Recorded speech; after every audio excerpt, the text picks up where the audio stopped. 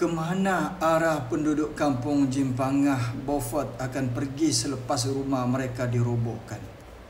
Inilah yang kita mau cakap. Kesediaan ini dikongsi bersama oleh seluruh rakyat Sabahan. Bukan hanya kepada penduduk yang terlibat, bukan hanya kepada mereka yang terbabit, tetapi rasa sedih itu kita kongsikan bersama. Apa pembelaan kepada nasib mereka dalam keadaan itulah tempat mereka, rumah mereka, puluhan tahun mereka duduk dan tinggal di kawasan tersebut. Malahan sudah diwarisi daripada beberapa keturunan kampung dan rumah yang mereka sedang diami. Tetapi hari ini rumah tersebut telah dirobohkan. Nasib Sabah, nasib rakyat Sabah. Ayo teman-teman rakyat Sabah, tolong share, repost dan viralkan video Atan. Moga-moga ada pembelaan daripada pihak-pihak tertentu, terutama daripada kerajaan Sabah. Kerajaan Sabah membawa satu moto, rumah kita, kita jaga.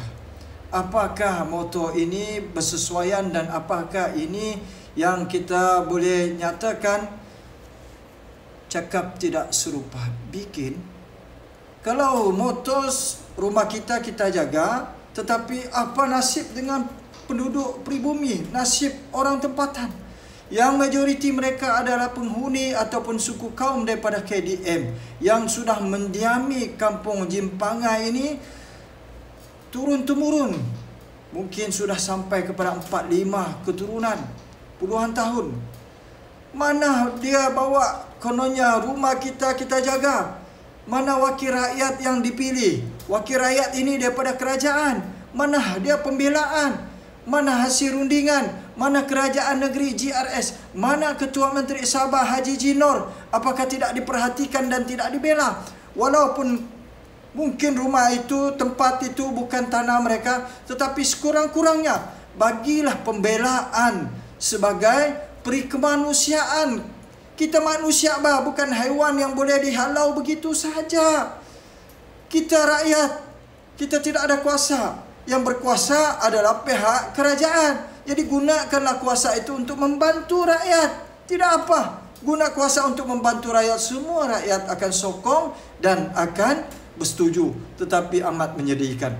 Kalau baru-baru ini beberapa bulan yang lepas, Adun Darau sendiri turun Padang bertemu dengan pihak berkuasa di BKK, Jabatan Tanah dan Saliran untuk membantu isu kampung baru, kampung lama Likas itu kan mau dirobohkan.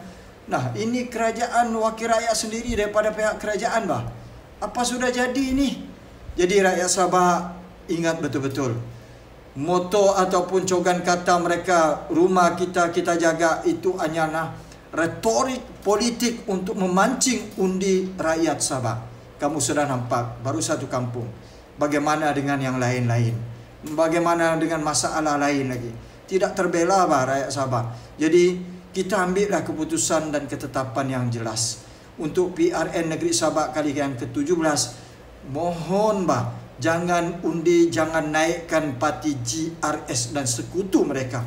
Ayo kita angkat balik parti warisan Datuk Seri Panglima Shafie Apdal untuk membela nasib rakyat dan hak negeri Sabah untuk diperjuangkan dan dipertahankan di bumi bertuah. #kita selamatkan Sabah.